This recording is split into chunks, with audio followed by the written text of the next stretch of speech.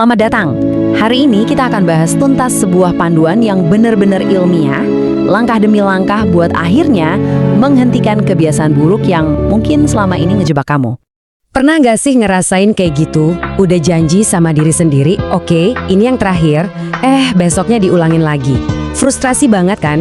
Rasanya pengen nyerah aja, tapi di dalam hati tuh kita tahu kita bisa jauh lebih baik dari ini. Nah, dengerin baik-baik ya, ini tuh bukan salah kamu. Dan hari ini kita bakal bongkar kenapa bisa begitu. Oke, kita akan bedah masalah ini lewat 5 langkah yang jelas dan terstruktur. Anggap aja ini peta jalan buat kamu ngambil alih kembali kendali atas dirimu sendiri. Oke, mari kita mulai dari yang pertama.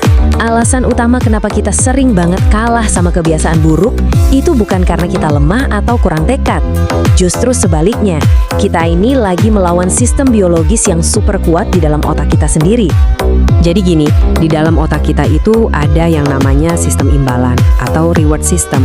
Nah, sistem ini ngelepasin zat kimia yang namanya dopamin yang bikin kita ngerasa seneng dan puas. Masalahnya, kebiasaan buruk itu ngebajak sistem ini.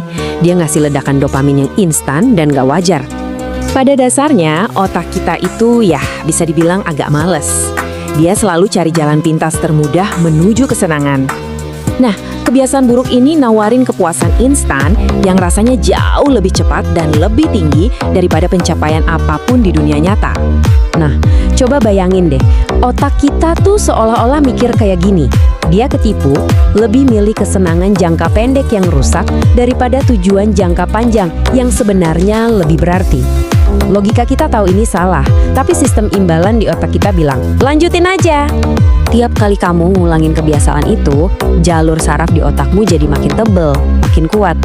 Lama-lama, yang tadinya cuma pilihan, berubah jadi dorongan kompulsif.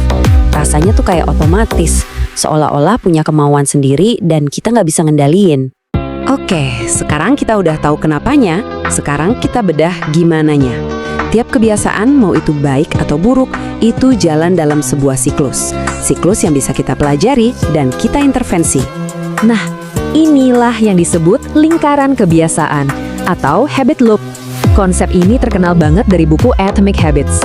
Semuanya itu selalu dimulai dari pemicu, terus diikuti sama tindakan, dan diakhiri dengan imbalan yang bikin kita pengen ngulangin lagi. Kita pakai contoh ya, pemicunya bisa apa aja, seringnya sih perasaan. Misalnya, rasa bosen, gabut, atau mungkin sedih. Terus, tindakannya adalah respons otomatis kita terhadap perasaan itu yang lakuin kebiasaan buruk tadi. Hasilnya, imbalan berupa lonjakan dopamin yang gede banget, yang direkam sama otak sebagai sesuatu yang, wah, ini harus diulangin lagi nih. Nah, ini nih bagian yang paling penting. Dengerin ya. Nyoba ngilangin kebiasaan secara total itu sering banget gagal. Jadi tujuannya bukan itu. Tujuannya adalah kita terima pemicunya, tapi kita secara sadar mengganti tindakan yang merusak itu dengan sesuatu yang justru membangun diri kita. Kita bakal bajak siklus ini buat keuntungan kita sendiri. Oke, sekarang kita masuk ke bagian yang paling praktis. Biar berhasil, kita nggak bisa cuma ngandelin tekad doang. Kita butuh rencana yang udah siap dieksekusi begitu si pemicu itu datang. Ini dia senjatanya. Kamu harus bikin daftar pengalihan energi. Jadi, siapin daftar aktivitas bernilai tinggi yang udah kamu tentuin dari awal. Begitu rasa bosen atau dorongan itu muncul, jangan diam. Jangan nego sama otakmu. Langsung pilih satu aktivitas dari daftar ini dan lakuin saat itu juga. Dan ini cara yang brilian buat mengubah pola pikir kamu. Anggap setiap godaan itu bukan tanda kelemahan, tapi sebagai alarm pengingat. Alarm yang ngasih tahu kamu, hey, ini waktunya buat investasi ke diri sendiri. Pada akhirnya, ini soal pilihan investasi. Kamu mau ngabisin energi dan waktu, modal masa depanmu buat kesenangan sesaat? Atau kamu mau gunain energi yang sama buat bahan bakar, buat ngebangun versi dirimu yang jauh lebih baik? Oke, kamu udah punya strateginya. Tapi, strategi sebagus apapun butuh pola pikir yang tepat biar bisa jalan, apalagi pas lagi susah-susahnya. Nah, disinilah mentalitas jadi pembeda utama. Orang-orang hebat itu paham banget prinsip ini. Mereka tuh nggak lari dari rasa sakit atau nggak nyaman. Mereka malah nyari itu. Kenapa? Karena mereka tahu, justru disitulah pertumbuhan sejati terjadi. Jadi, pas kamu ngerasain susahnya nahan iri, pas kamu maksa diri buat olahraga padahal pengennya rebahan, sadari ini, rasa nggak nyaman itu adalah bukti kamu lagi menang. Itu sensasi fisik dari otakmu yang lagi membentuk ulang dirinya sendiri jadi lebih kuat. Langkah terakhir ini simple banget tapi dampaknya luar biasa. Daripada cuma ngandelin kemauan, mending kita bikin aja kebiasaan buruk itu jadi lebih susah dilakuin dan kebiasaan baik jadi lebih gampang. Ini beberapa contoh praktisnya. Kamu bisa dengan sengaja menciptakan hambatan-hambatan kecil.